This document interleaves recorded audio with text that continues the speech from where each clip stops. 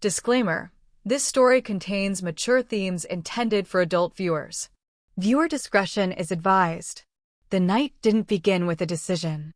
It began with a look, the kind that lingers a second too long, the kind that says something is already shifting, even if no one has spoken it aloud.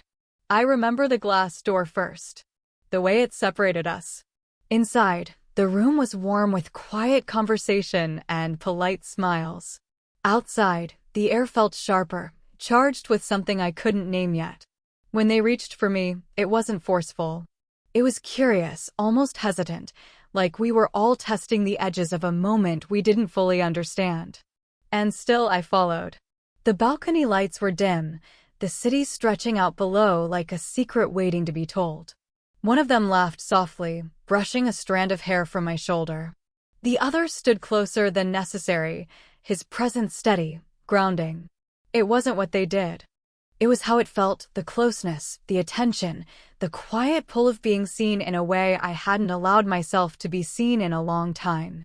Behind the glass, he stood. My husband. Still. Watching. There was no interruption, no raised voice. Just his gaze, dark and unreadable, cutting through the reflection of city lights. For a moment, everything slowed. The world narrowed to that fragile space between us, what we were, what we had been, and what this moment threatened to become. He didn't move right away. When he finally spoke, his voice didn't carry anger. It carried something heavier. "I can come out," he said, almost quietly, as if giving me a choice he wasn't sure I would take. And that was the moment everything tilted. Because I didn't answer him. Not immediately. I felt the pull of two worlds, the familiar weight of love built over years, and the sharp, intoxicating edge of something new, something unscripted. My heart raced, not from fear, but from the realization that I was standing at a line I had never crossed before. And then, instead of stepping back, I stayed. Not out of defiance. Not out of rebellion. But because, for the first time, I needed to understand what this moment meant for me, for him, for all of us. And behind the glass, he kept watching. The silence stretched, but it wasn't empty. It pressed in, thick with everything none of us were saying. I could still feel his eyes through the glass. Not just watching, waiting. There was something steady about him, something that hadn't moved even as everything else had begun to shift. And that steadiness made this moment feel sharper, more real. "Are you all right?" one of them asked softly, his voice low enough that it didn't break the fragile atmosphere. His hand hovered near mine, not quite touching, as if he understood that even the smallest movement could tip everything. I nodded, though I wasn't sure it was true. The city hummed below us, distant and indifferent. A breeze passed through, lifting the edge of my dress just enough to remind me how exposed I felt, not in body, but in choice. Every second lingered longer than it should have, stretching into something that felt almost irreversible. "You don't have to stay," the other said quietly, his tone different, not distant, but careful. There was no pressure in it. Just awareness. As if he knew this wasn't about them, not really. And maybe that's what made it harder. Because it wasn't. It was about the space I had never stepped into. The part of myself I had kept contained, predictable, safe. The version of me that existed inside that room behind the glass, and the one standing here now, caught between curiosity and consequence. My fingers brushed lightly against the railing, but his hand found mine before I could pull away completely. It wasn't a grip. It was a question. I didn't answer it right away. Instead, my gaze drifted back to the glass door. He hadn't moved, but something in his expression had changed. The stillness was still there, but now it carried weight, something deeper than restraint. Something closer to understanding, or maybe realization. And that unsettled me more than anger ever could have. "Look at me," the voice beside me murmured. I did. There was no urgency in his eyes. No demand. Just presence. Warm, steady, patient. It made the moment feel quieter, even as my pulse refused to slow. "You're allowed to choose," he added, almost gently. The words settled into me, heavier than they should have been. Because I knew that. But knowing it and feeling it were not the same. My hand shifted slightly in his, not pulling away, not holding tighter, just enough to acknowledge the connection without fully giving into it. A line drawn, but faint. Uncertain. Behind me, the door remained closed. And yet, it felt like it could open at any second. That was the tension. Not what was happening, but what could. And as the night deepened around us, I realized the most dangerous part wasn't crossing the line. It was standing this close to it, and wanting to stay. The air shifted again, quieter now, but heavier, as if something unspoken had settled between all of us, refusing to be ignored any longer. I felt it in the way my hand lingered just a second too long before slipping free. In the way no one moved immediately after, like we were all waiting to see who would be the first to break. "I think you already know what this is," I said softly, though the words felt fragile the moment they left me. Neither of them answered. Because they did know. And so did I. But knowing didn't make it easier. A faint sound came from behind the glass, not loud, just enough to pull my attention back again. He had shifted, finally. One step closer to the door. Not opening it, not interrupting, just closing the distance in a way that made my chest tighten. He wasn't stopping this. And somehow, that made it harder to breathe. "You should go to him," one of them said quietly. Not distant, not cold, just honest. His eyes searched mine, not for permission, but for truth. I wanted to laugh at how simple he made it sound. Go to him.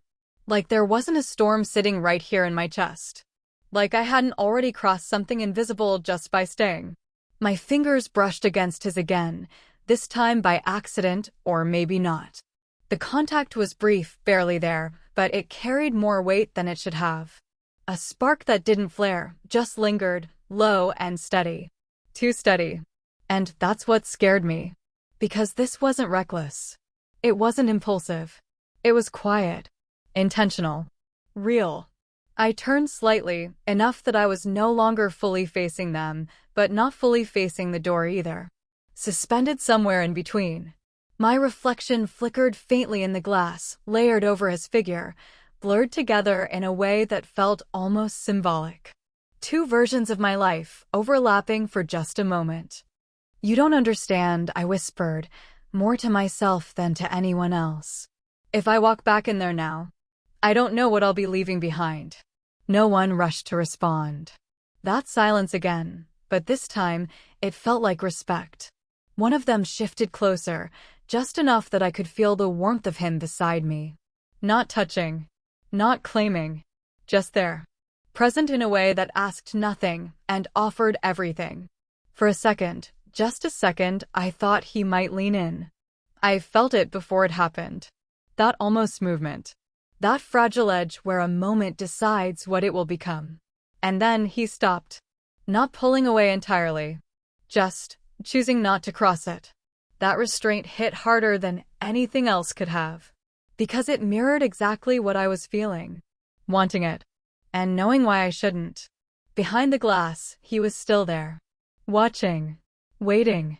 And somehow, even without a single word, I could feel it. Whatever happened next wouldn't just change this night. It would change everything. The distance between us had become something alive. It wasn't measured in steps anymore, or space, or even breath. It was measured in restraint, in everything we were holding back, in everything we were choosing not to say, not to do, and how loud those choices felt. "I didn't plan this," I said, barely above a whisper. The words felt fragile, like they might shatter if anyone tried to hold onto them too tightly. "I know," he replied. There was no hesitation in his voice. No doubt. Just a quiet certainty that made my chest tighten. That made it worse. Because this wasn't chaos. It wasn't a mistake. It was awareness. My gaze lifted to meet his, and for a moment, everything else disappeared. The city, the glass door, the weight of being watched, all of it faded into something distant and irrelevant. "You feel it too," I said. Not a question. A truth. His breath shifted, subtle, but enough that I noticed. Enough that it pulled me closer without him moving at all. Yes. One word. And somehow it carried everything. The air between us changed instantly, thicker, heavier, charged in a way that made it hard to stand still. My fingers curled slightly at my sides, like my body was preparing for something my mind hadn't agreed to yet. I took a step forward. Not all the way. Just enough. Close enough to feel the warmth of him without touching. Close enough that the space between us felt deliberate, fragile, like it could disappear with the smallest movement. Or the smallest surrender. Behind me, I knew he was still there. I could feel it without looking. That quiet presence. That unspoken witnessing. It should have grounded me, pulled me back, reminded me where I belonged. Instead, it made everything sharper. Because this moment wasn't hidden. It was seen. And still, I didn't step away. "Tell me to stop," I whispered. I wasn't sure who I was asking. Him in front of me? Or the man behind the glass? Or myself? No one answered. And that silence, that unbearable, endless silence, felt like permission. His hand lifted slowly, hesitantly, like even now he wasn't sure if he should. It hovered near my arm, close enough that I could feel the heat of it, but not quite touching. Waiting. Always waiting. My breath caught. Every instinct in me tightened, pulled in two directions at once, toward him, toward everything I didn't understand yet, and back, toward everything I had built, everything that still stood just a few steps away. "You don't have to choose tonight," he said softly. But that wasn't true. Because I already was. In every second I stayed. In every inch I didn't step back. My hand lifted before I could stop it. Slowly. Carefully. And instead of closing the distance completely, I let my fingers hover just beneath his. So close they almost met. So close it felt like they already had. And in that suspended moment, where nothing had happened yet everything had, the world seemed to hold its breath with us. Right on the edge. The moment held, fragile, trembling, unfinished. And then the door slid open. The sound was soft, almost polite, but it cut through everything like a blade. I froze. So did he. The space between our hands remained suspended, unresolved, but now it felt exposed, like something private had been pulled into the light before it was ready. He stepped out. Slowly. Not with anger. Not with urgency. With intention. The air shifted the second he joined us on the balcony, as if the night itself had taken a step closer. I didn't turn right away. I couldn't. My body felt caught in two realities at once, the one I was about to step into, and the one I hadn't left behind. "I didn't want to interrupt," he said. His voice was calm. Too calm. That calm carried something far more dangerous than anger ever could. I finally turned. His eyes moved between us, not accusing, not shocked. Observing.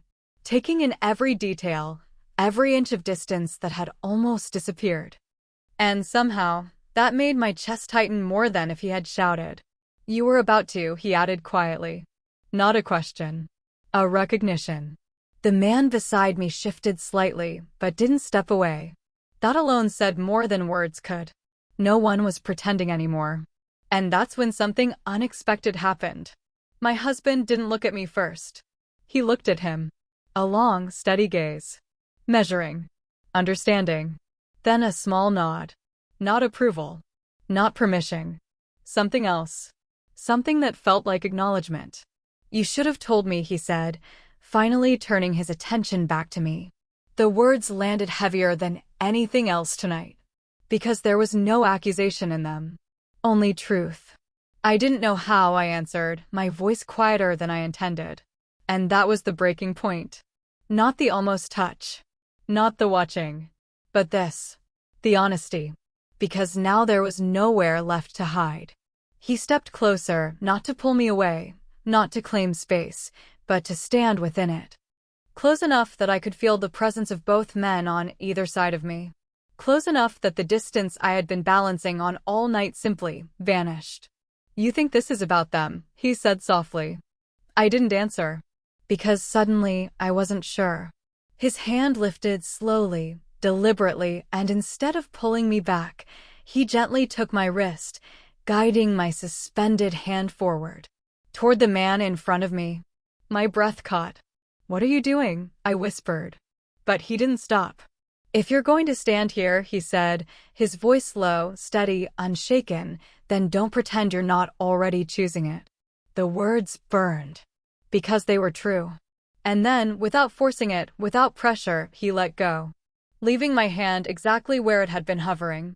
Only now, it wasn't just a moment anymore. It was a decision. The man in front of me didn't move either. No one did. But everything had changed. The tension wasn't fragile anymore. It was undeniable, unavoidable, dangerous in a way that felt less like risk and more like revelation. And for the first time that night, I realized something that sent a sharp, electric shiver through me. I wasn't caught between them.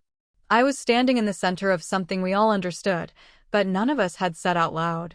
Until now. Morning didn't arrive gently.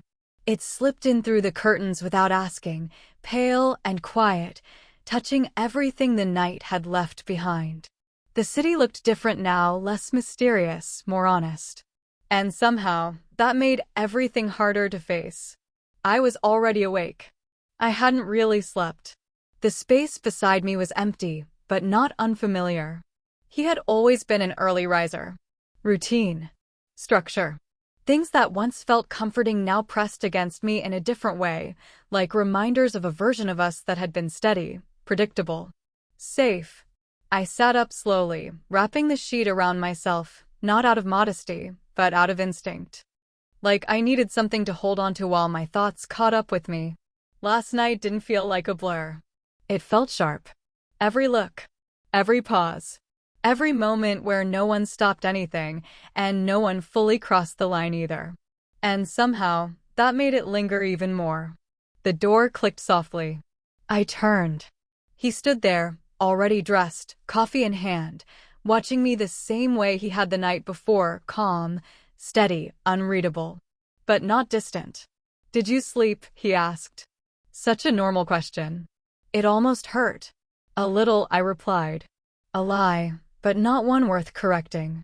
He nodded, stepping inside, placing the second cup on the table beside me. Close, but not too close. Careful. Measured. Everything between us felt like that now. Intentional. "I keep thinking about it," I admitted, my voice quieter than I expected, trying to understand what it meant. He didn't answer right away. Instead, he sat down across from me, elbows resting on his knees, hands loosely clasped. Not closed off. Not open either. Just there. "Maybe it doesn't mean one thing," he said finally. "Maybe that's why it feels like this." "Like what?" He looked at me then, really looked.